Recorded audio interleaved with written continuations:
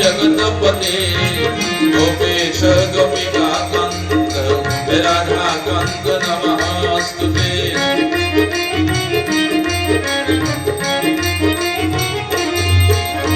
तप्त कंचनी गौरांगी राधा वृंदावनेश्वरी वृषभानु सुगामदेवी विवस्त्र राधा जगतपसु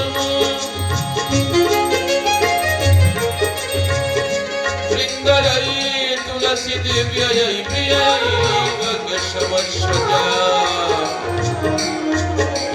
कृष्ण भजते प्रदे देवी सत्यवती नमो नमः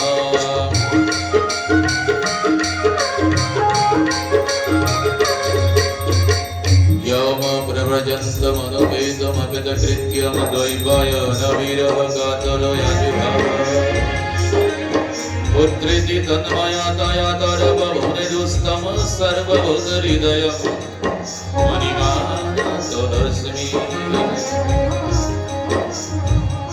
नारायणं नमस्कृत्य नरं चैव नरोत्तमं देवीं सरस्वतीं व्यासं ततो जयमुदीरयेत्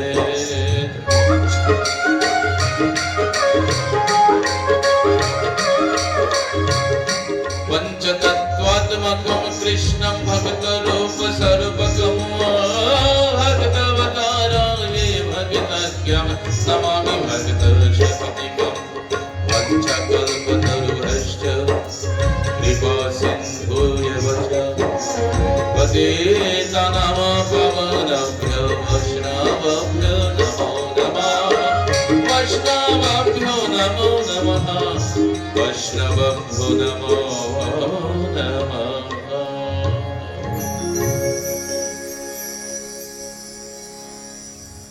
अनंत कोटि ब्रह्मांडेर मालिक लीला पुरुषोत्तम श्याम सुंदरेर चरण कमले आमार शत सहस्र प्रणाम परम करुणामयी राधारानीर चरण कमले प्रणाम जानिए प्रणाम जानाई संघ गुरु सत्यानंद परमहंसदेव तथा नीलकांत सुंदरेर चरण कमले जार कृपाय जीवन भगवतमय হয়ে উঠেছে সেই নিত্যানন্দ প্রভু সুন্দরের চরণে বন্দনা করে সুখদেবজি মহারাজ তথা ব্যাসজি মহারাজের চরণ কমল আগত অনাগত সমস্ত ভক্তবৃন্দের চরণ বন্দনা করে চলছে কৃষ্ণ কথা।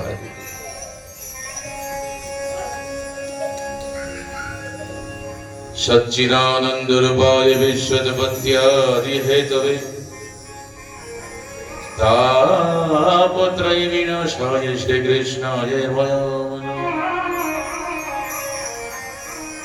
श्रीमद् भागवत अध्ययन करते যখন যাই তখন প্রথমে ঈশ্বরকে পাই সচ্চিদ আনন্দ রূপেণ পরমাত্মা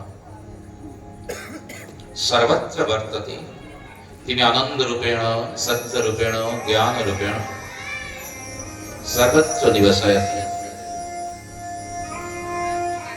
तापत्रय विनाशाय तीन ताप नाशनकारी যে নাম করলে তিন তাপ নষ্ট হয় শারীরিক তাপ মানসিক তাপ মানসিক তাপ তিনটি তাপ নষ্ট হয় প্রত্যেকটি মানুষ আমরা শারীরিক তাপের মধ্যে নিত্য দুঃখ কষ্টের মধ্যে অতিবাহিত করছি প্রত্যেকটি মানুষের শারীরিক ব্যথা ব্যথার স্থান পরিবর্তন কখনো মাথা ব্যথা কখনো বুকে ব্যথা কখনো পেটে ব্যথা কখনো পায়ে ব্যথা তবে ব্যথা আছে শারীরিক ব্যথা মানসিক ব্যথা প্রত্যেকটা মানুষের মনে অনন্ত কষ্ট কি যা চেয়েছি তা পাইনি আর যা পেয়েছি তা চাইনি প্রত্যেকটা মানুষের একই অবস্থা কি যা চেয়েছি তা পাইনি আর যা পেয়েছি তা চাইনি মনে মনে কি ব্যথা মানসিক তাপ শারীরিক মানসিক আর একটা আছে আধ্যাত্মিক বা পারিবারিক যাব আধ্যাত্মিক ভেবেছিলাম জীবনের প্রথম অবস্থায় ভজনের মাঝে মাঝে সংসার যাত্রাকে সুন্দর পরিপূর্ণ রূপে আনন্দের দিকে এগিয়ে নিয়ে যাব, কিন্তু সংসারের মধ্যে যখন প্রবেশ করেছি দেখি ভজন পিছিয়ে রয়ে গেছে। শুধু অর্থের দিকে ছুটেছি, পরমার্থের দিকে ছুটতে পারিনি। শুধু অর্থের দিকে চলেছি, পরমার্থ কেমন যেন একটু একটু করে পিছিয়ে রয়েই গেছে। অর্থ আর পরমার্থ দুটি পাখা, যেমন পাখি দুটি পাখায় ওড়ে, একটি অর্থের পাখা একটি পরমার্থ পাখা, দুটি পাখায় মানুষ উঠতে থাকে আনন্দের আকাশে, কিন্তু যখন একটা বড় হয় আর একটা ছোট হয় তখন উঠতে পারে না। আমরা প্রত্যেকটি মানুষ 8 ঘন্টা 10 ঘন্টা 15 ঘন্টা অর্থকে আনয়ন করার জন্য প্রচেষ্টা করছি, যার জন্য অর্থের যে পাখা আমাদের অনেক বড় হয়ে গিয়েছে, পরমার্থের পাখা একেবারে ছোট। তাই যখনই উঠতে যাচ্ছি তখনই কোথায় পড়ছি, আর ঘুরে ঘুরে শেষে ভগবানকে বলছি ভগবানের এই ইচ্ছা, আমাকে কাঁদিয়ে ভগবানের কিছু কি জানি না, ভগবান শুধু আমাকেই দেখে কষ্ট দেওয়ার জন্য, কষ্ট দেওয়ার জন্য শুধু আমাকে পেয়েছে। আমি এত ডাকি মন্দিরে যাই, মন্দিরে এত যাই, কই আমার কষ্ট তো দূর হয় না।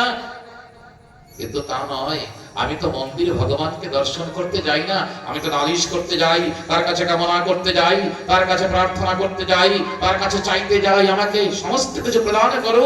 প্রত্যেকটি মানুষের যা আছে তা তো আমার প্রয়োজনই, মানুষের কাছে জানা থাকে তাও আমার প্রয়োজন। ভগবানের কাছে যাই কিন্তু ভগবানকে দেখতে যাই না, না ভগবানকে প্রসন্ন করতে যাই। আমি তো যাই শুধু আমার জন্য যাই, আমার কোথায় কমি রয়েছে সেইটাকে পরিপূর্ণ করে দাও ঠাকুর। তিন যে তাপের মধ্যে প্রত্যেকটি মানুষ রয়েছে, কিন্তু তিনটি তাপ বিনাশ করতে পারে এমন একটি নাম আছে। কোন নাম? সেই নামই পরমাত্মা, পরম তত্ত্বের নাম। সেই নাম কি? কৃষ্ণায় নমঃ, কৃষ্ণায় নমঃ, কৃষ্ণায় নমঃ, কৃষ্ণায় নমঃ। তাই তো সকলে কৃষ্ণ কৃষ্ণ বলে, কৃষ্ণ নাম রাখে গর্গ ধ্যানেতে জানিয়া। আমরা জেনেছি শ্রীমদ্ ভাগবত মহাপুরাণের মাঝে যখন নামকরণ সংস্কারের জন্য গর্গ ঋষি এসেছে, বলরামের নাম সংস্কার পূর্ণ হওয়ার পরে মনে মনে জিজ্ঞাসা করেছে ভগবান কি, হে অনামী, হে অনন্ত নামী, তোমার কি নাম রাখবো আমি বলতে পারছি না। ভগবান হেসে বলছে, আমার যে বাস্তবিক নাম তাই রাখো না। কি নাম? ঈশ্বর পরম কৃষ্ণ সচ্চিদানন্দ বিগ্রহ। হ্যাঁ, সেই পরমেশ্বরের নাম সচ্চিদানন্দ বিগ্রহকে কৃষ্ণ, সেই নাম রাখো। তখন গঙ্গাচার্য হেসে বলছে, আমি এই বালকের নাম কৃষ্ণ রেখেছি। তাই ব্যাসদেবজি কি বলছে, যে নাম জপ করলে তিন তাপ নষ্ট হয়, যে নাম জপ করলে সেই সচ্চিদ আনন্দ স্বরূপ পরমাত্মাকে দর্শন করা যায়, সেই নাম আমাদের সকলের জপ করণীয় কর্তব্য। এবং সেই কৃষ্ণচন্দ্রকে আমি প্রণাম করি বলেনি, বলছে আমরা সকলে প্রণাম করি। বয়ম নমঃ, অহম আবাম বয়ম। এক বচন, দুই বচন, বহু বচন। কি বলছে? বয়ম নমঃ, আমরা সকলে প্রণাম করি। কারণ ব্যাসদেব অনুভব করেছে, ঈশ্বর সর্বভূতানাং হৃদয় সর্জন তিষ্ঠতি, প্রাবয়ন সর্বভূতানি যন্ত্ররূঢ়ানি মায়বা। ঈশ্বরের সর্বভূতানি যন্ত্ররূঢ়ানি মায়বা। ঈশ্বর প্রত্যেকটি প্রাণীর মধ্যে সূক্ষ্ম আকারে রয়েছে। যেমন একই বিজলি যত প্রকার, যতগুলি পয়েন্ট রয়েছে, যতগুলি লাইট, যতগুলি পঙ্খা, যতগুলি মেশিনারি বস্তু রয়েছে, প্রত্যেকটি বস্তুর মধ্যে একই বিজলি যেমন কাজ করছে, তদ্রূপ একই চৈতন্য শক্তি আমাদের সমস্ত জীবের মধ্যে কাজ করছে। এইটা আমরা বুঝি না, তাই আমি, আমার, তুমি, তোমার বলা বলি করি। কিন্তু যখন জানবো তখন জানবো একই সত্তায় সমস্ত কিছু চলছে। তাই ব্যাসদেবজি জেনেছে, আর ব্যাসদেবজি জেনেই বলছে বয়ম নমঃ। একা বলতে পারেনি, যখন বলতে গেছে আমি তোমাকে প্রণাম করি, তখন দেখেছে যে আমি তো নেই, সকলের মধ্যে আমি, আমার মধ্যে সকলে। কত সুন্দর! তাই তো সাধনা করতে হয়, তাই তো সাধনা করতে হয়। শ্রীমদ্ ভাগবত মহাপুরাণের প্রথম স্কন্ধকে ব্যাসজি মহারাজ ভক্ত চরিত্রকে দিয়ে সাজিয়েছে। শ্রীমদ্ ভাগবত মহাপুরাণের প্রথম স্কন্ধকে কে? ব্যাসদেবজি মহারাজ ভক্ত চরিত্রকে দিয়ে সাজিয়েছে। কারণ আমরা সাধারণ ভক্ত, আমরা সাংসারিক ভক্ত। তাই ভগবান শ্রীকৃষ্ণের সাংসারিক ধর্ম আমাদের দেখা প্রয়োজন, বাস্তবিক সত্য কথা। আমরা ভগবান শ্রীকৃষ্ণের বাল্য লীলাকে দর্শন করি ঠিক, কিন্তু আমাদের প্রত্যেকটি মানুষের সর্বপ্রথম দর্শন করে যে কর্তব্য ভগবান শ্রীকৃষ্ণের গার্হস্থ্য লীলা, যে লীলা ভগবান শ্রীকৃষ্ণ দ্বারকাপুরীতে থেকে সম্পন্ন করেছে। আমরা একটি বিবাহ করি বা কোথাও কখনো কখনো দুটি বিবাহ হয়, কোথাও দুটি বা চারটি সন্তানের পিতামাতা হয়ে থাকি, তাই আমাদের সংসারকে আমরা সুন্দর করে তৈরি করতে পারি না, আদর্শবান তৈরি করতে পারি না। কিন্তু আমার পরমেশ্বর, আমার জগদীশ্বর দ্বারকাপুরীতে থেকে 16,108 বিবাহ করেছে, সকলের সঙ্গে সমান কথা, সমান ব্যবহার, সমান ভালোবাসা দিয়েছে। শুধু একবার মাত্র কাল ইন্দ্রের অহংকারকে চূর্ণ করার জন্য সত্য ভাবার মনে জাগ্রত করিয়ে দিয়েছে যে তুমি পারিজাত বৃক্ষকে আনয়ন করার প্রচেষ্টা করো। তাই ইন্দ্রের অহংকারকে নষ্ট করে স্বর্গের থেকে পারিজাত বৃক্ষকে এনে পৃথিবীতে রোপণ করেছিল কি আমার পরম তত্ত্ব পরমাত্মা। সকলের সঙ্গে সমান ব্যবহার। তার কত পুত্র ছিল? 1,61,000-এর বেশি পুত্র ছিল। সমস্ত পুত্রদের তিনি সুশিক্ষা প্রদান করেন। সুশিক্ষা, সুদীক্ষা, সুন্দর সংস্কার, সুন্দর ব্যবহার, সুন্দর চলা, সুন্দর বলা, সুন্দর সমস্ত কিছু এমনিতেই হয়, কিন্তু সুন্দর করতে গেলেই কষ্ট হয়। ভগবান শ্রীকৃষ্ণের যতগুলো পুত্র রয়েছে প্রত্যেকটি পুত্রের মধ্যে সুন্দর সুসংস্কার, সুন্দর শিক্ষা, দীক্ষা, ব্যবহার, ভাষা ছিল। একমাত্র শাম্ব ছিল যে ভগবানের বিরোধিতা করেছে। শাম্ব কে ছিল? ভগবান শ্রীকৃষ্ণ যখন দেখেছে যদুবংশ বেড়ে গিয়েছে, নিজেকে লীলা সম্বরণ করতে হবে, তাই দেবাদিদেব শঙ্করকে ডেকেছে, প্রভু সংহার কার্য তোমার, তাই যদুবংশ কেমন করে সংহার করতে হবে তুমি তার জন্য সচেষ্ট বানাও। তাই তো ভগবান শঙ্কর শাম্ব রূপে এক অংশে জন্মগ্রহণ করেছিল জাম্ববতীর গর্ভে। সমস্ত জীবন ভগবান শ্রীকৃষ্ণের বিরোধিতা করেছে, কারণ অশুভ মুহূর্তে জন্মগ্রহণ করেছে, বিনাশের জন্য জন্মগ্রহণ করেছে। তার উপরে কালের ছায়া রয়েছে, তার ভাষা অশুদ্ধ ছিল, তার বিচার অশুদ্ধ ছিল, তার দৃষ্টি অপবিত্র ছিল, তার ভাবনা অশুদ্ধ ছিল। তাই তো পরবর্তীকালে ঋষিদের কাছ থেকে অভিশাপ গ্রহণ করেছে, যদুবংশ ধ্বংস করেছে। কার জন্য? এই শাম্বের জন্য। একমাত্র শাম্বই ছিল যাকে ভগবান শ্রীকৃষ্ণের বিরোধিতা করেছে, কিন্তু অন্যান্য সমস্ত পুত্রগণ কত সুন্দর পিতার আদর্শকে নিয়ে চলেছে। কারণ ভগবান শ্রীকৃষ্ণ মাঝে মাঝে পুত্রদের ডেকে বসতেন, রে পুত্রগণ শোনো, পূর্ব জীবনে তপস্যা করেছিলে তাই এই জীবনে আমার পুত্র হয়েছ। এই জীবনে তপস্যা না করলে আমার আগামী জীবনে আমার সেবার অধিকার পাবে না। একটা সত্যি কথা, একটা বস্তু পাওয়া বড় ব্যাপার নয়, সেই বস্তুটাকে সুন্দর সুরক্ষিত বাঁচিয়ে রাখাই বড় ব্যাপার। কেউ ভি কোনো বস্তু পেতে পারে, কেউ ভি কোনো বস্তু পেতে, যে কোনো মানুষ যে কোনো বস্তু পেতে পারে, ভালোবাসার জন্য হোক বা যে কোনো প্রকারে যে কোনো কেউ তাকে নিতে পারে, কিন্তু সেই বস্তুকে সুন্দর করে সাজিয়ে রাখা, ভালো রাখা, এইটা বড় কঠিন হয়ে যায়। দেখেন না, এই যে আশ্রমখানা আমাদের পরমহংসদেব দিয়ে গেছে, ঠাকুর নীলকান্ত গোস্বামী নিত্যানন্দ ব্রহ্মচারী আমাদের কাছে দিয়ে গেছে, কতগুলি মানুষ আমরা এই আশ্রমটাকে সুন্দর করে সাজানোর প্রচেষ্টা করছি, দিবারাত্র একভাবে কার্য করে চলছি, তবুও যেন কোথাও না কোথাও অপূর্ণ থেকে যাচ্ছে। কারণ পাওয়ার পরে সেটাকে সাজিয়ে রাখা কঠিন হয়ে যায়। সুন্দর একটা জীবন পেয়েছিলাম, নিষ্পাপ ফুলের মতো একটা জীবন পেয়েছিলাম, সেই জীবনটা কালান্তরে যখন আমার কাছে এসেছে, সেই জীবনটাকে কলঙ্কিত করেছি, বিকৃত করেছি, দুর্ভাবনা যুক্ত করেছি, অপবিত্র কর্ম করে, অপবিত্র কথা বলে, অপবিত্র বিচার নিয়ে জীবনটাকে পুরো তছনছ করে দিয়েছি। জীবনটা সুন্দর পেয়েছিলাম, কিন্তু সুন্দর করে সাজিয়ে গুছিয়ে রাখতে পারিনি। যেমন করে সাজালে দেবতা আসে আমার কাছে। এই পৃথিবী একটা ফুলের বাগান, আমি একটা জীবন্ত ফুল। এই পৃথিবী একটি ফুলের বাগান, আমি একটি জীবন্ত ফুল। তাই আমাকে এমন করে সৃজন করতে হবে, আমাকে এমন করে সুন্দর করতে হবে, যেমন ফুল যখন পরিপূর্ণ হয় সেখানে ভ্রমর তথা মৌমাছিগণ উড়ে উড়ে আসে, তদ্রূপ আমাকে আমি এমন সুন্দর করব যেন আমার আরাধ্য দেবতা এসে আমার কাছে বলে যে আমি তোমার কাছে এসেছি, এই তো তোমার সাধনা পূর্ণ হয়েছে। কজন বলেছি, কজনের সামনে দেবতা এসেছে? আসেনি। মাত্র হয় কয়েক গুনে গুনে বলতে পারি কজনের সামনে দেবতা এসেছে।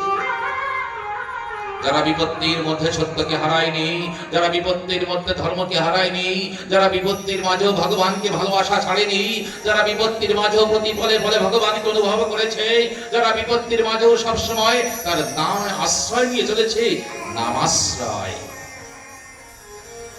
তাদের কাছে পরম তত্ত্ব এসে বলেছে আমি তোমার কাছে এসেছি। ভগবান শ্রীকৃষ্ণ তার গার্হস্থ্য জীবনে প্রতিদিন প্রত্যেককে বলেছে, নিজে করেছেন আপনি আচরণে ধর্ম জীবের শিখায়। চৈতন্য মহাপ্রভুর মাঝখানে দেখেছি কিন্তু না, কৃষ্ণচন্দ্রের জীবনেও দেখেছি। কি দেখেছি? প্রতিদিন ঘুম থেকে উঠে স্নান করেছে, স্নান সেরে গায়ত্রী জপ করেছে, ধ্যান করেছে, যজ্ঞ করেছে, দান করেছে। তোমার পত্নীগণ ডেকে বলতো, প্রভু সুন্দর, হে জগদীশ্বর, হে বিশ্বের কর্তা, হে বিশ্বের মালিক, তুমি কার জন্য যজ্ঞ করছো, তুমি কার জন্য ধ্যান করছো, তোমার কিছুর প্রয়োজন। ভগবান বলছে আমি যদি না করি আগামী দিনের মানুষ আমাকে সামনে রেখে বলবে ভগবান করেনি আমরা কেন করব, তাই আমাকে করতে হচ্ছে। তুমি কার ধ্যান করো? বলে আমি আমার ধ্যান করি। সোহম, আমি সেই। প্রত্যেকটা মানুষের মাঝে মাঝে ধ্যান করা উচিত যে আমি কে, আমি কি, আমার মধ্যে কি কি আছে। আমরা তো জানি না আমাদের মধ্যে কি আছে। আমাদের মধ্যে সুন্দরতা রয়েছে, সংস্কার রয়েছে, সদ্বিচার রয়েছে, সদ্গুণ রয়েছে, সদ্ভাবনা রয়েছে, সুন্দর পরিপাট্যতা রয়েছে, ঈশ্বরের বিশ্বাস রয়েছে, ঈশ্বরকে প্রকট করার সামর্থ্যতা রয়েছে। কিন্তু একদিন নিজের দিকে তাকিয়ে দেখিনি, তাই আমি কত শ্রেষ্ঠ, কত মহান বুঝতে পারিনি। তাই মাঝে মাঝে নিজেকে, নিজের দিকে তাকে অনুভব করা প্রয়োজন যে আমার মধ্যে কি আছে। কখন আমি দেখব? যখন আমি আমাকে ধ্যান করব। আমি সেই নিত্য, আমি সেই বুদ্ধ, আমি সেই সত্য স্বরূপ পরম তত্ত্ব। কখন? তাই ভগবান ধ্যান করার কথা বলে গেছে। প্রতিদিন স্নান করেছে, তারপরে দান করেছে। দানে নাম বর্ধতি, দান করলে বাড়ে। দান করার অর্থ এই নয় যে পয়সাকে দান করো, তোমার কাছে যা আছে তাই দান করো, তোমার কাছে মিষ্টি ভাষা আছে তাই দান করো, তোমার কাছে সুন্দর হাসি আছে তাই দান করো না। হাসি মানুষের জীবনের এক অনমোল সম্পত্তি। অন্য কোন প্রাণীর মুখে হাসি আছে নেই, একমাত্র মানুষের মুখে হাসি দিয়েছে। মানুষ যখন হেসে কথা বলে তার সুন্দরতা শতগুণে বর্ধিত হয়। দেখবেন আয়নার সামনে দাঁড়িয়ে নিজেকে নিজে একবার এসে দেখবেন কত সুন্দর লাগে। ভগবান নিজে তমবাচ ঋষিকেশ প্রহসন্নিব ভারত, কুরুক্ষেত্রের মধ্যেও আমার ভগবান শ্রীকৃষ্ণ অর্জুনকে হেসে হেসে কথা বলেছে। অত বড় বিকট পরিস্থিতির মধ্যে যে হেসে কথা বলছে, আমাদের কি বলতে যাচ্ছে? বিপত্তি যতই আসুক না কেন, তুমি হেসে কথা বলো, বিপত্তি তোমার কাছে ঝুঁকে যাবে। দেখবে কোন পরামর্শ, কোন মাধ্যম, কোন সাধন তুমি পেয়ে যাবে। তাই ভগবান শ্রীকৃষ্ণের গার্হস্থ জীবনকে আমাদের প্রতিদিন অধ্যয়ন করা উচিত, জানা উচিত। প্রতিদিন ভগবানের শ্রীকৃষ্ণ পূজন অন্তেই পিতা মাতার কাছে গিয়ে বসেছে, পিতার চরণ ছুঁয়ে প্রণাম করেছে, মায়ের কাছে বসেছে, জিজ্ঞাসা করেছে, কুশল ছেন, জিজ্ঞাসা করেছে, বলো মা তোমাদের কিছু প্রয়োজন? বৃদ্ধ বয়সে পিতামাতা চায় না সোনার অলংকার, পিতামাতা চায় না সুন্দর শাড়ি, পিতামাতা সুন্দর বস্তু চায় না। তারা কি কামনা করে? ছেলে যেন অল্প একটু হেসে আমার সঙ্গে কথা বলে, যেন একটু আমার পাশে বসে, যেন একটু আমার কথা জিজ্ঞাসা করে। আর কিছু প্রয়োজন নেই। পিতা যদি তার সন্তানের মাথার থেকে ঘ্রাণ নেয় নাক দ্বারা, তার যত প্রকারের বিপদ আছে সব নষ্ট হতে পারে। এই জন্য পিতামাতার কর্তব্য, পিতার কর্তব্য কি? তার পুত্রের মাথার থেকে ঘ্রাণ নেওয়া, নিঃশ্বাস নেওয়া, বিপদ নিয়ে আসা। আর মায়ের হাত যত মাথায় পড়ে, একটি গ্রাম্য কথা পূর্বে রয়েছে, এখন জানি না কেউ, এই মায়ের হাত আর মামা বাড়ির ভাত, যার ভাগ্যে যত জোটে সেই তত ভাগ্যবান। এটি সকলের ভাগ্যে জোটে না। কেউ জন্ম নিয়ে দেখছে তার মা নেই, কেউ জন্ম নিয়ে দেখছে তার বাবা নেই, কেউ জন্ম নিয়ে দেখছে তার মাতা পিতা কেহ নেই। পিতা মাতা অনমোল সম্পত্তি, সকলের ভাগ্যে কেউ হয় না। যাদের হয় তারা তো অনেক ভাগ্যবান। যারা পিতা মাতার সান্নিধ্যে থাকে তারা অনেক সৎকর্মী, পূর্ব জীবনে সৎকর্ম করেছে। আমাদের ভগবান শ্রীকৃষ্ণের সংসার কর্মকে লক্ষ্য করতে হবে, কারণ আমরা প্রত্যেকের সংসারেই আমাদের একটি সন্তান, দুটি সন্তান। এই তো বিকাল বেলায় তোমার সঙ্গে কথা হচ্ছিল, আমি একজনের কাছে জিজ্ঞাসা করেছি আমার সে প্রিয় ভাইটি কেমন আছে। সে জিজ্ঞাসা করে সে বলেছে না ভালো নেই, কারণ দুটি সন্তান বিপদগামী হয়েছে। দুটি সন্তান বিপদগামী হয়েছে। সন্তান কাকে বলা হয়? পুত্রকে। পুত্র কাকে বলা হয়?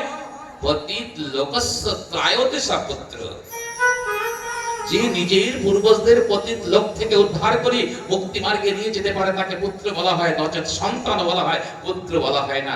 যে পুত্র নিজেকে সুন্দর করতে পারে না, নিজের ভারসাম্যকে বজায় রাখতে পারে না, নিজে বিপদগামী হয়, নিজে কুপদগামী হয়, সে পিতা মাতার কি মুক্তি করবে, কি উদ্ধার করবে? তাই আমার সন্তান আগামীতে নষ্ট না হয়ে যায়, অনেক শ্রেষ্ঠ না হোক দুঃখ নেই, নিকৃষ্ট না হয়।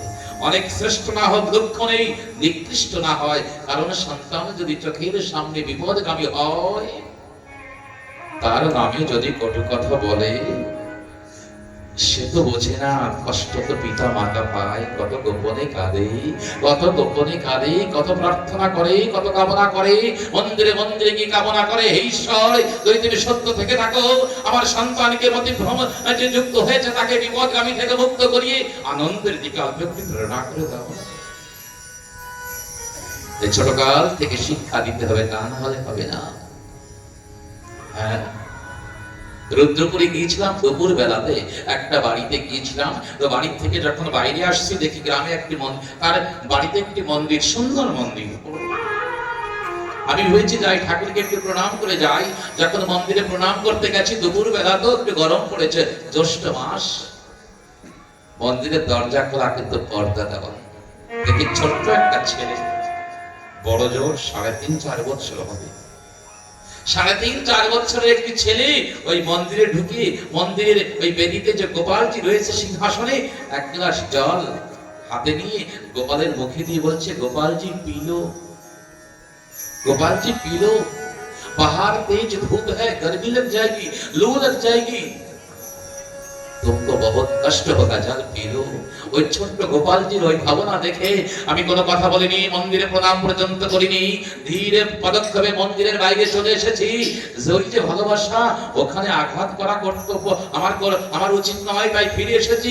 কথা এখানে নয় যে ওই বালকের মনে ভাবনা এসেছে, ওই বালক জানে না গোপালকে, ওই বালক জানে না ঈশ্বরকে, ওই বালক জানে না ভগবানকে, ওই বালক জানে না যে ভগবানের ক্ষুধা লাগে, তৃষ্ণা লাগে, সমস্ত কিছু লাগে। কেমন করে জেনেছে তার পিতা মাতার সান্নিধ্যে বসে। ছোটবেলায় পিতা মাতার সান্নিধ্যে বসে ওই পুষ্প দাও, পুষ্প দিয়েছে, চন্দন দাও, চন্দন দিয়েছি, গোপালকে কিছু দাও, গোপাল তোমার ভাই। এই যে সংস্কার নিজে গিয়া না করলে কেমন করে তাদের মধ্যে যায়? তাই ভগবান শ্রীকৃষ্ণ নিজে আচরণ করে দেখিয়ে দিয়েছে যে যারা সততার মধ্যে থাকে, যারা ধর্মের মধ্যে থাকে, যারা আমার প্রতি বিশ্বাস রাখে, যারা আমাকে আশ্রয় করে চলে, যত বিপদ হোক না কেন আমি তাদেরকে দর্শন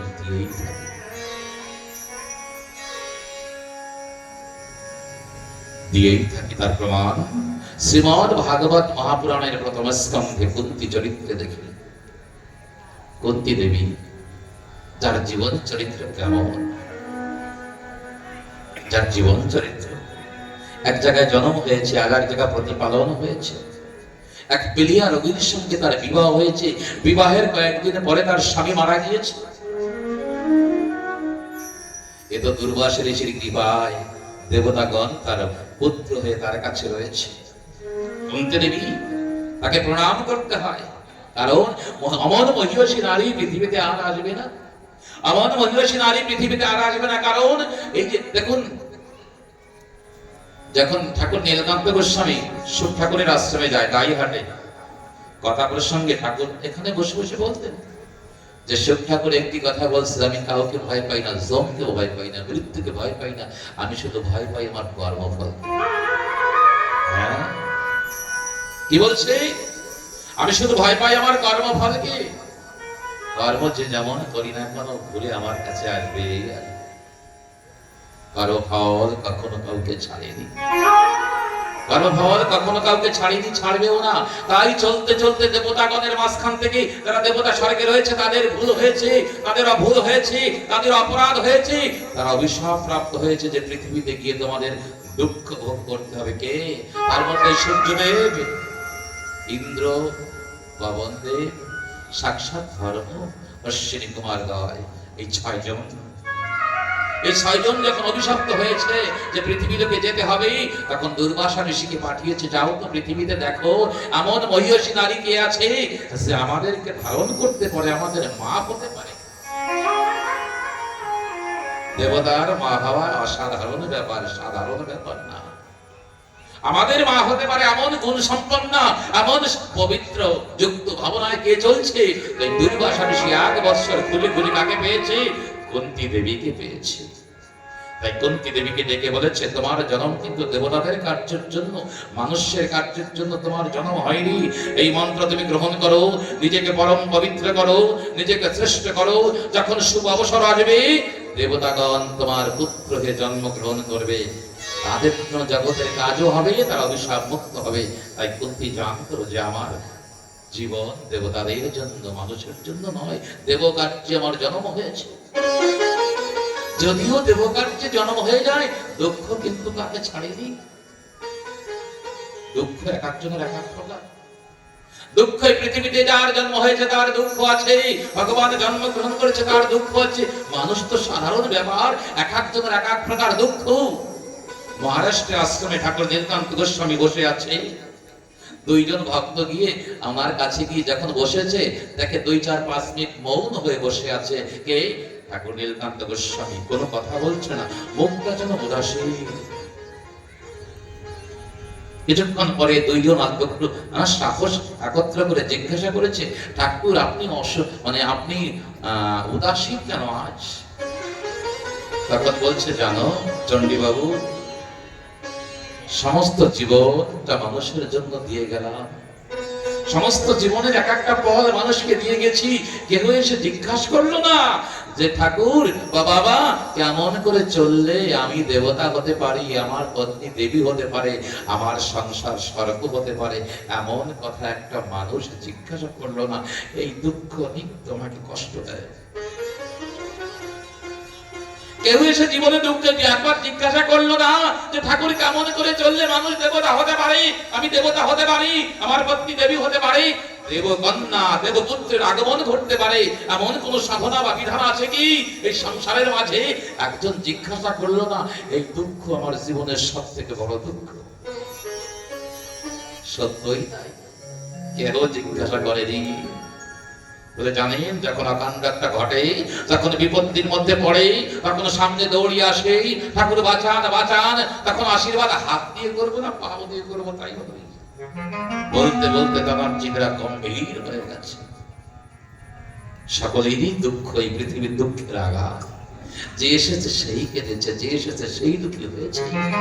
দুঃখ তো থাকবে, কিন্তু দুঃখের মাঝে যখন তাকে মনে করে, কুন্তী দেবী সমস্ত বিপদের মাঝে তাকে কখনো ছাড়েনি, কখনো চিন্তন ছাড়েনি, কখনো মনন ছাড়েনি, কখনো কোনো কিছু ছাড়েনি। তাই তো কুরুক্ষেত্রের যুদ্ধের সময় যখন উত্তরার গর্ভে অভিমন্যুর মৃত্যু হয়ে যায়, অভিমন্যু নন্দন পরীক্ষিতের মৃত্যু হয়ে যায়, কার? অশ্বত্থামার বাণের আঘাতে ভগবান শ্রীকৃষ্ণ নিজে সূক্ষ্ম রূপে তার গর্ভে প্রবেশ করে তাকে বাঁচিয়েছে। এই দৃশ্য দর্শন করেছে কুন্তী দেবী। কৃষ্ণ একদিকে সামনে দণ্ডায়মান, একদিকে সূক্ষ্ম রূপে প্রবেশ করেছে উত্তরার গর্ভে। যেমন অক্রূর দর্শন করেছিল কোথায়? যমুনার মধ্যে এক রূপ দর্শন করেছিল, যমুনার বাইরে রথের উপরে এক রূপ দর্শন করেছিল। কুন্তী দেবী যখন এই রূপ দর্শন করেছে, তখন প্রণাম করেছে কৃষ্ণায় বাসুদেবায় দেবকী নন্দনায় চ নন্দ গোপ কুমারায় গোবিন্দায় নমঃ।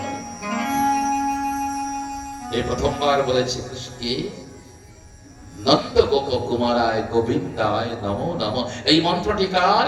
কুন্তী দেবী। তখন ভগবান শ্রীকৃষ্ণ আশীর্বাদ করে বলেছিল, বলো কি চাও তুমি? বলে আমাকে যেমন রেখেছো তেমন রাখো, তার থেকে অধিক দয়ানীয় অবস্থায় রাখো।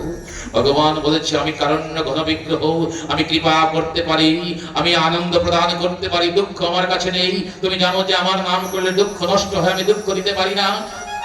তখন কুন্তী দেবী বলেছিল আমার তো চাওয়ার চেয়েছি, তোমার যদি দেওয়ার থাকে তুমি দাও। কুন্তী দেবীকে কেউ একবার জিজ্ঞাসা করেছিল, বলো দেবী, সমস্ত জীবন তো তুমি দুঃখের মধ্যে চললে, এমন কোন একটা দিন তোমার আছে যেদিন তুমি আনন্দ পেয়েছো? বলে হ্যাঁ, একদিন পেয়েছিলাম। কবে? যেদিন যতগৃহে আমার পুত্রদের সহিত আমাকে পুড়িয়ে মারার প্রচেষ্টা চলছিল, যেদিন যতগৃহে আমাকে পুড়িয়ে মারার প্রচেষ্টা চলছিল, সেখানে আমার 5 পুত্র এবং আমি ছিলাম। এ তো ভগবানের ইঙ্গিতে কে বিদুর উক্ত রাস্তা তৈরি করে সেখানে একটা নৌকা বেঁধে রেখেছিল। ও বিদুর রাখেনি, আমার কৃষ্ণচন্দ্র রেখেছিল। গভীর রাত্রে, চতুর্দশী রাত্রে কি হয়েছে? ওই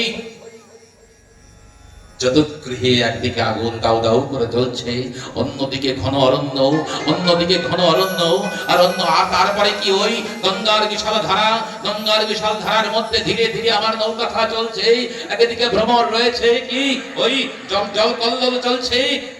গভীরতা, যে জলের মধ্যে বিষধর সর্প, গম্ভীর ইত্যাদি রয়েছে, অন্যদিকে জঙ্গলের মধ্যে দৈত্য দানব ইত্যাদি রয়েছে। তার মধ্যে থেকে নৌকাখানা ঘুরতে ঘুরতে যখন অজানার দিকে এগিয়ে চলছে, তখন আমি মনে মনে চিন্তন করেছিলাম, হে ঈশ্বর, হে কৃষ্ণচন্দ্র, এই বিপদের দিনে তুমি ছাড়া আর তো কেউ নাই। যখন চোখ খুলেছি কিছুক্ষণ পরে দেখি কি নৌকার মাঝি যেখানে বসে সেখানে কৃষ্ণচন্দ্র বসে আছে। ওই নৌকার মাঝি যেখানে বসে সেখানে আর কেউ নাই। কিছুক্ষণ আগে তো সেখানে অর্জুন বসা ছিল, কিন্তু কিছুক্ষণ পরে দেখে সেখানে অর্জুন নেই। কৃষ্ণচন্দ্র বসে আমার দিকে তাকিয়ে করুণা দৃষ্টি বর্ষণ করে বলছে, এই তো আমি এসেছি, তোমার ভয় নেই। যার নৌকার মাঝি ভগবান হয় তার কি আছে ভয়? তার আর ভয় থাকে না।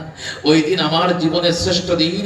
ওই দিন গঙ্গার জল উঠিয়ে সমস্ত পুত্রদের মাথায় ছিটিয়ে দিয়ে, আমি আমার মাথায় ছিটিয়ে দিয়ে মনে মনে তার চরণে সমর্পণ করে দিয়েছিলাম। তারপরে আমি আর কোনোদিন কোনো চিন্তা করিনি, কারণ সমস্ত কিছু তাকে সমর্পণ করে দিয়েছে, শুধু তার নাম নিয়ে চলেছে। তাই তো কুন্তী পরবর্তীকালে কোনোদিন তাকে দুঃখিত হতে দেখা যায়নি।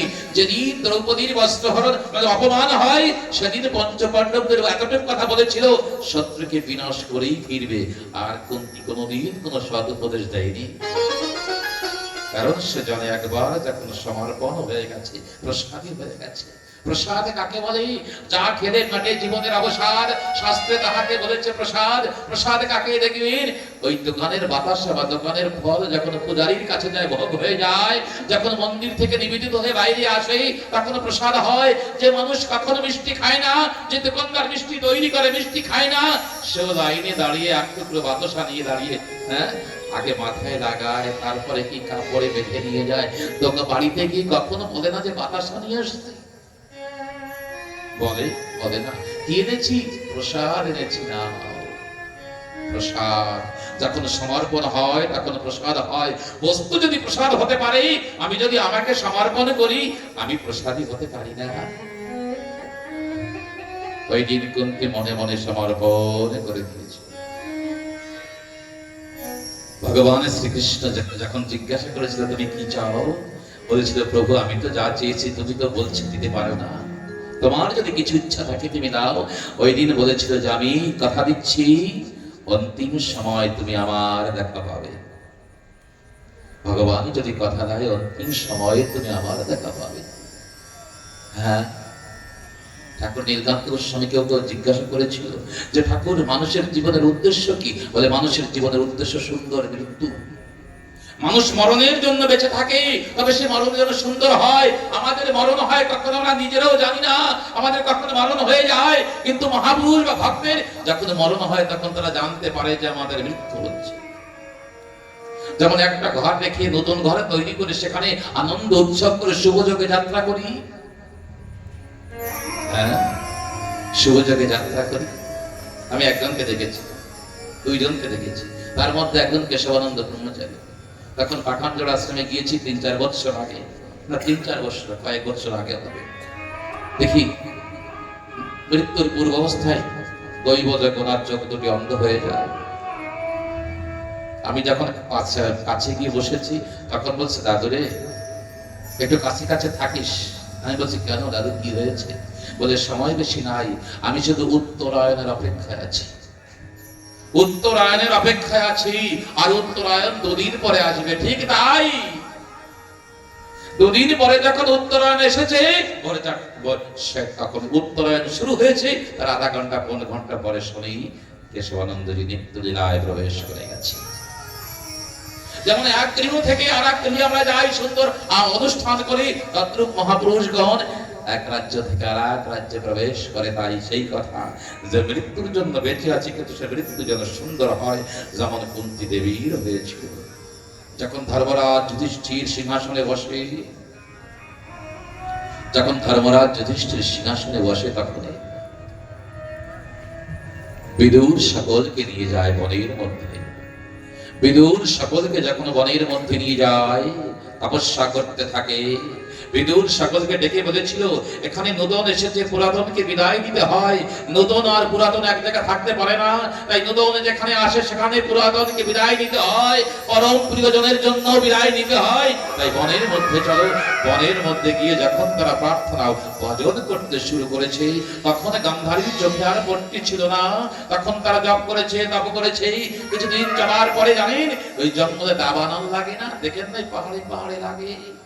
এই দেশে যখন দাবানল লেগেছে, দাবানল যখন লেগেছে, দেখতে দেখতে কুন্তীর চোখের সামনে গান্ধারীর শরীর পুড়ে ছাই হয়ে গেল, ধৃতরাষ্ট্রের শরীর পুড়ে ছাই হয়ে গেল। যখনই দাবানলের আগুন দেখতে দেখতে কুন্তীর দিকে এসেছে, তখন মনে পড়ছে ঈশ্বরের কথা। ডেকেছে, কৃষ্ণচন্দ্র, তুমি তো বলেছিলে যে মৃত্যুর পূর্বে তুমি আমাকে দেখা দেবে, কই? ওই তো অল্প একটু দূরে আগুন রয়েছে, হয়তো অল্প সময়ের মধ্যে এসে আমার শরীরকে নষ্ট করে দেবে। আমার এই চোখ যদি পুড়ে যায়, আমি তোমাকে দর্শন করতে পারবো না ঠাকুর। এমন সময় কুন্তী দেবী আগুনের দিকে ফিরে বলছে, হে আগুন, অল্প একটু অপেক্ষা করো। আমার পরমাত্মা আমাকে বলেছে যে মৃত্যুর পূর্ব অবস্থায় আমি তোমার কাছে আসবো। হয়তো সে কোনো অনন্ত লীলায় রয়েছে, হয়তো আমার মতো অনন্ত ভক্তদার রয়েছে, সেখান থেকে হয়তো সে আমার কাছে আসতে বলে গেছে বা বিলম্ব হচ্ছে। সে যতক্ষণ না আসে, অল্প একটু অপেক্ষা করো, সে আমার কাছে আসবে, সে আমার কাছে আসবে অবশ্যই। এমন সময় ডাক দিয়েছে কুন্তী। ওই ডাক শুনে চমকে উঠেছে। ভগবান শ্রীকৃষ্ণ কোনদিন নাম ধরে ডাকেনি, সব দিন পিসি বলে ডেকেছে। কিন্তু আজ যখন কুন্তী, কারণ আজ সে ভাইয়ের পুত্র হয়ে আসেনি, আজ সে পিসির কাছে আসেনি, আজ সে ভক্তের কাছে এসেছে, ভগবান হয়ে এসেছে। যখন ডাক দিয়েছে, পিছের দিকে তাকিয়ে দেখে দীপ্ত তেজপুঞ্জযুক্ত অবস্থায় আমার দ্বারকাধীশ ভগবান দাঁড়িয়ে রয়েছে। সুন্দর তার সেই কিরীট যুক্ত মস্তক, সুন্দর ঝলময়মান, সুন্দর ডাগর নয়ন, সুন্দর বৈজয়ন্তী মালা গলায় রয়েছে, সুন্দর কস্তব মণি যুক্ত সুন্দর নাগের ধারণ করে দাঁড়িয়ে বলছে, এই তো আমি এসেছি তোমার কাছে। কুন্তী ফিরে প্রণাম করে বলছে, তুমি এসেছো বিশ্বের মালিক। আমি তো ভেবেছিলাম তোমার অনন্ত ভক্ত অনন্ত জায়গায় রয়েছে, হয়তো আমার কথা তুমি ভুলে গেছো, কিন্তু তুমি ভুলতে পারো না, তাই তুমি এসেছো। প্রণাম তোমায় ঈশ্বর, জগদীশ্বর, প্রণাম তোমায়। কুন্তী প্রণাম তুমি গ্রহণ করো। সমস্ত জীবন ভেবেছিলাম তোমাকে প্রণাম করবো, প্রণাম করতে পারিনি, তোমার চরণে স্পর্শ করতে পারিনি। আজ দেখো ভেবেছি সবাই প্রণাম গ্রহণ করো। ভগবান শ্রীকৃষ্ণ বলছে, গ্রহণ করলাম তোমার প্রণাম। বলো তুমি কি চাও, বলো। আজ দিনটি তোমার জন্য রেখেছি। তোমার মনের মধ্যে যদি কোনো কামনা থাকে তুমি বলতে পারো, আজ সমস্ত কামনা আমি পরিপূর্ণ করে দেব। তখন কুন্তী দেবী ডেকে বলছে, প্রভু সুন্দর, একটি কামনা মনের মধ্যে আছে। কি কামনা, বলো। বলে, আমি তোমার সে বৃন্দাবনের সে বাল্য রূপ দর্শন করতে পারিনি, সে বাল্য রূপের দর্শন করার ইচ্ছা ছিল। যখন তুমি বৃন্দাবনে লীলা বিলাস করেছো, যখন তুমি রাখাল রাজা হয়েছো, যখন তুমি বংশোদ্ভূত সমস্ত বৃন্দাবনকে আনন্দে মাতিয়ে তুলেছো, যখন বৃন্দাবনের প্রতি ঘরে ঘরে তুমি মাখন চুরি করেছো, তখন আমি আমার পুত্রদের নিয়ে বনে বনে ভ্রমিত ছিলাম। কিন্তু তোমার কথা শুনেছি ঠাকুর, তাই এই রাজবেশ যখন তোমার সঙ্গে দেখা হয়েছে তখন তুমি রাজা হয়েই আমার কাছে এসেছো। তোমার সে বাল্য রূপ আমি একটু দর্শন করতে চাই। তোমার সে বাল্য রূপ আমি একটু দর্শন করতে চাই। যখন কুন্তী দেবী প্রার্থনা করেছে ভগবানের কাছে, ভগবানকে চাইলে ভগবানকে পাওয়া যায়। যারা ভগবানের কাছে ভগবানকে চেয়েছে তারা ভগবানকে পেয়েছে। আমরা ভগবানের কাছে ভগবানকে বাদ দিয়ে অন্য বস্তু চাই, তাই আমরা পাই না। কিন্তু যারা ভগবানের কাছে তাকে পেয়েছে তারা পেয়েছে। দেখতেই দেখতে সেই রাজবেশ অন্তর্ধান হয়ে সে বৃন্দাবনের সেই গোপবাল ধারণ করে দাঁড়িয়েছে। অদ্ভুত সুন্দর চাচর কেশ, গলায় বৈজয়ন্তী হার, গলায় পুষ্পমালা, হাতে পুষ্পমালা, কোমরে সুন্দর সে পীতাম্বর ধারণ করা রয়েছে, পায়ে দুপুর রয়েছে, মাথার এক পাশে চূড়াকরণ রয়েছে, তার উপরে ময়ূরের পাখা। তিনি বঙ্গঠামে দাঁড়িয়ে হাতে বাঁশি নিয়ে দাঁড়িয়েছে কৃষ্ণচন্দ্র। বৃন্দাবনে বিহারী লাল কি।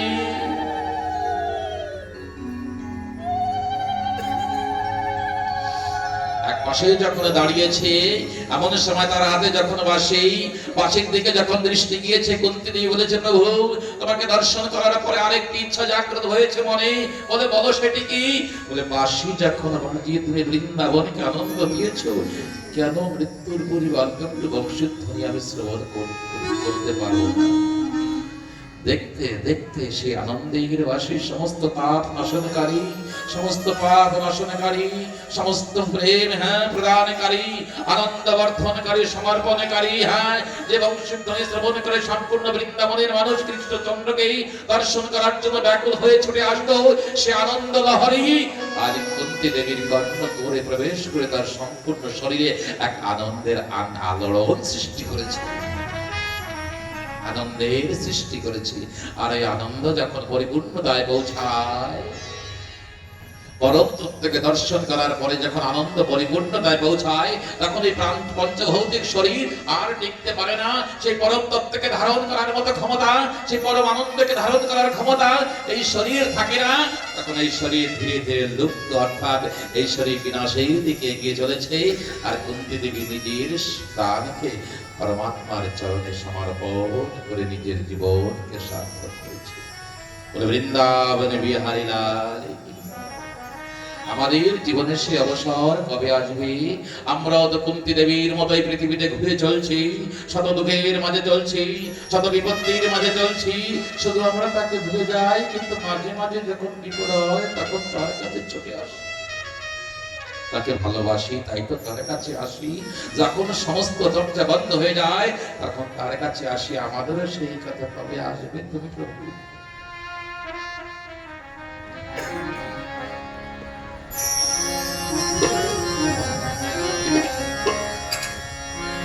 আর কতকাল ঠাকুর আমার রাগবে বলো দূরে। আমার বড় প্রিয় গান যখন একা একা বসে থাকবো সে পৃথিবীতে প্রত্যেকটি মানুষই আমরা একা, যতই ভিড়ের মধ্যে থাকি। কুরুক্ষেত্রের যুদ্ধে যখন শুরু হয়ে যায়, পিতামহ ভীষ্ম সকলকে ডেকে বলেছিল, শোনো সৈন্যগণ, তোমরা কে কোন পক্ষে এসেছো সেটা জানি না, কিন্তু লক্ষ্য রাখবে প্রত্যেকটা মানুষ কিন্তু তোমরা একা। এই আমাদের কর্মক্ষেত্রে আমরাও প্রত্যেকটি মানুষ কিন্তু একা। এই তো যখন বিপদ হয় পাশে থেকে সকলে মদত করে, পাশে থেকে সকলে আমাকে একটু ভালো হওয়ার জন্য আমার সহায়তা করে, কিন্তু কষ্ট তো আমাকে একাকেই বোধ করতে হয়। তাই আমরা একা।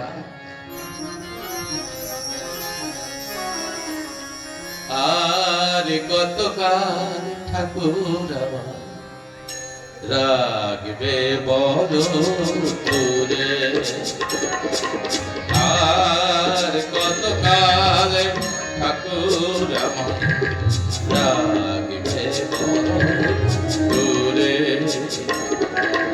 তোমার তরে ঠাকুর আসে সদা নয়ন ছুড়ে। রাগবে দূরে। আর কতকাল কতকাল ঠাকুর আমার রাগবে তোরে।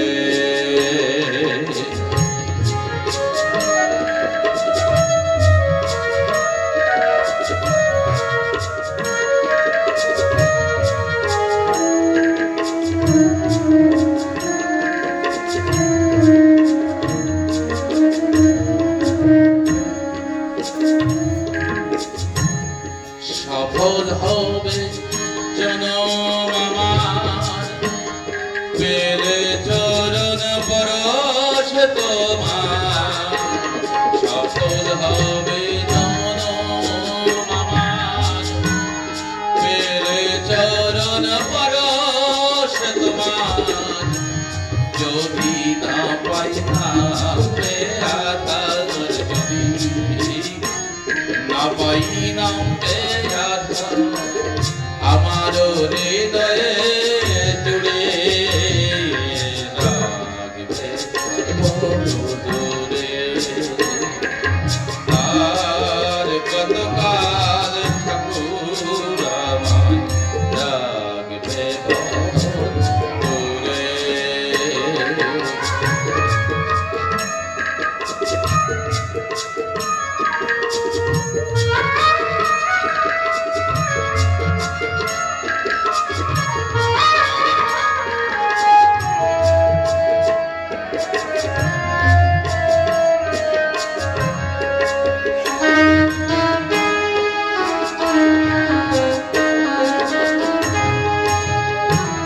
দিনের পরে দিন চলে যায়, তবু বসে থাকি গোহায়।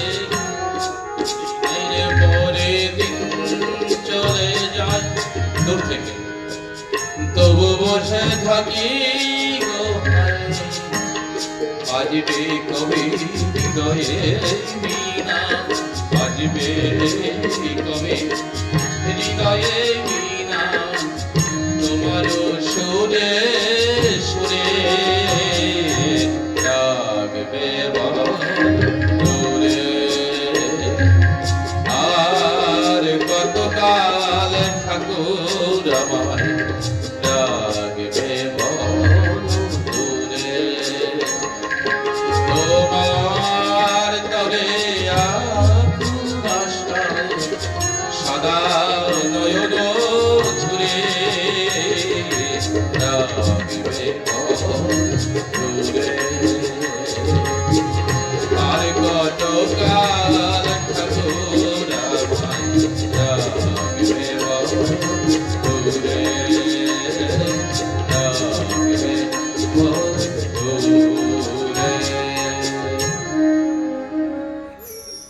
वृंदावन बिहारी लाल की, रास बिहारी जी की, श्याम सुंदर मदन गोपाल, जय जय श्री राधेश, निताई गौर हरि।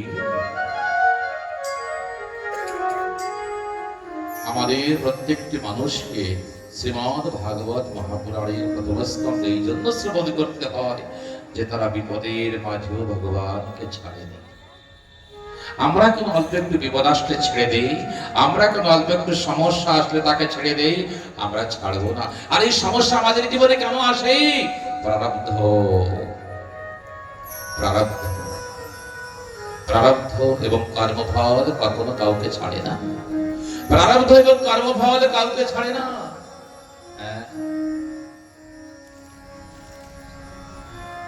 শ্রীধাম বৃন্দাবনে কোন এক ভক্ত আসে, ঠাকুরের বড় প্রিয় ছিল। কাজ করতে করতে তার পায়ে একটু চোট লেগেছে, বয়স প্রায় 70 বছর। এই প্রণামীর থালাটা এই পাশে রাখলে বারবার ক্যামেরার সামনে আসবে না, এই পাশে করে দাও।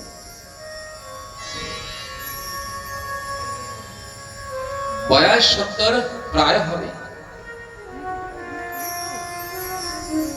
এমন সময় কি হয়েছে, ওই পায়ে একটু চোট লেগেছে 3-4 দিনের মধ্যে। 3-4 দিনের মধ্যে কি হয়েছে, পুরো পা ফুলে গেছে। আমি রামকৃষ্ণ মিশনে নিয়ে যাই ট্রিটমেন্ট করে। তো যখন ডাক্তার মশাই পায়ের অবস্থা দেখে কি করেছে, এক্সরে করেছে, আমাকে বলছে পা না এই হাঁটু থেকে কাটতে হবে। আমি চমকে গেছি, হাঁটু থেকে কাটতে হবে।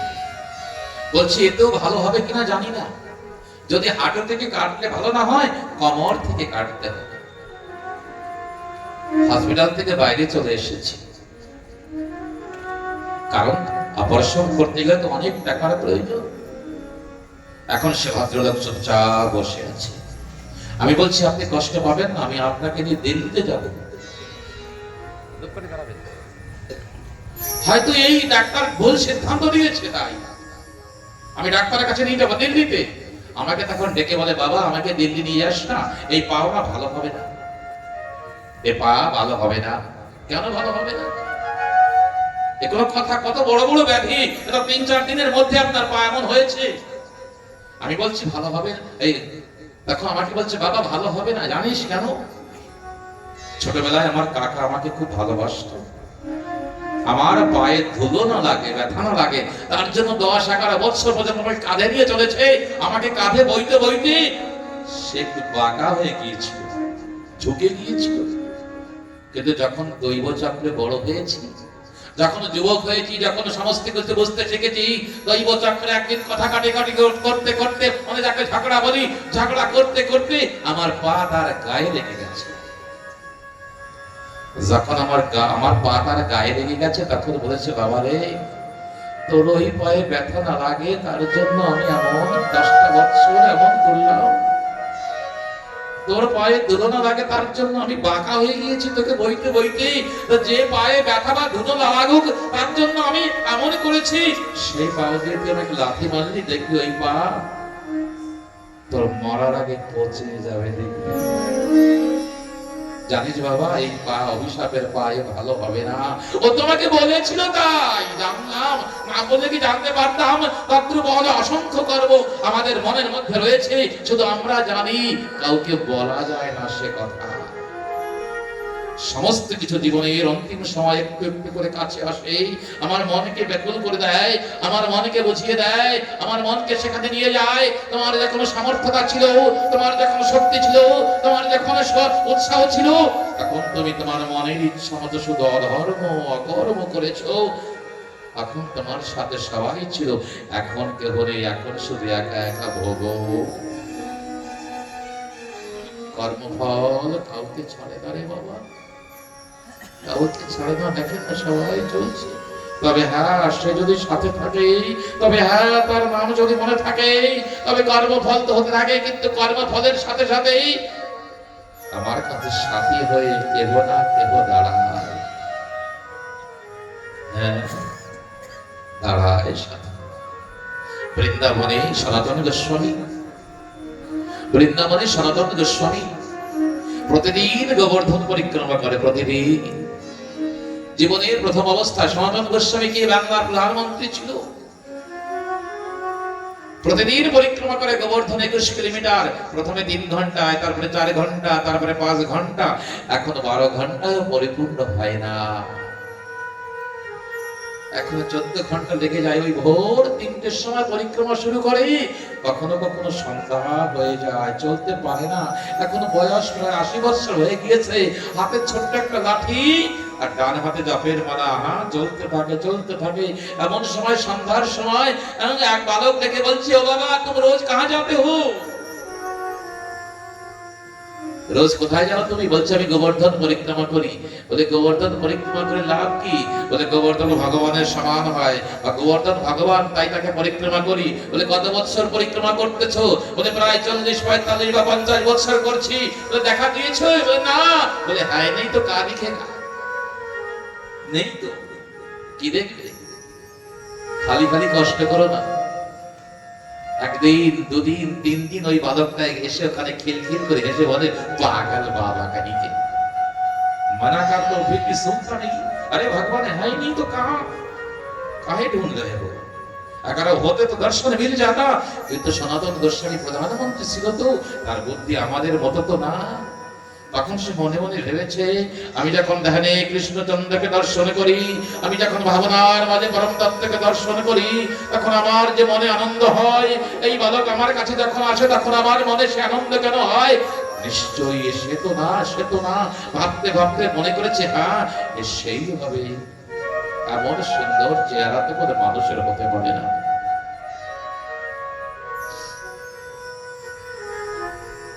সেই হবে। তাই আজ ৫ওয়া দিন যখন কাছে এসে বালকটা বলতে শুরু করেছে, তখন বালকের হাত ধরে ফেলেছে। যখন হাত ধরেছে তখন এই একটা ঝটকা দিয়েছে, ওই সনাতন গোস্বামী পড়ে গিয়েছে। যখন পড়ে গিয়েছে তখন বলছে একটা সুন্দর শ্লোক, হস্তাদ মস্তিষ্ক জাত বলাদ কৃষ্ণ কিমদ্ভুতম হৃদয়াদ यदि নির্যাসি পৌরসম গণামিতে। হে কৃষ্ণচন্দ্র, তুমি শক্তিমান, তুমি মহান, তুমি শ্রেষ্ঠ। তুমি বৃন্দাবনে সকলের কাছ থেকে খাবার খেয়েছো, যখন তুমি মথুরায় গিয়েছো তখন খাবার খেয়েছো, যখন দ্বারকাপুরে গিয়েছো তখন সকলের হাত থেকে তুমি খাবার খেয়েছো, তাই তুমি শক্তিমান। কিন্তু আমি যে সাধারণ নিষ্কিঞ্চন সাধু, আমার যে কাছে কোনো কিছু নেই, আমি শক্তিহীন, তাই তুমি আমাকে ধাক্কা দিয়ে ফেলে দিয়েছো। কিন্তু তুমি পুরুষ, তুমি মহান, তুমি শক্তিধর তখনও মানব যখন তুমি আমার মনের মাঝখান থেকে সরে যেতে পারবে। তখন দৌড়িয়ে সে কৃষ্ণচন্দ্র ধরে নিয়েছে, দৌড়িয়ে সে ধরে নিয়েছে। যখন ধরেছে তখন বলছে, তুমি আমাকে এত কষ্ট দিয়েছো কেন?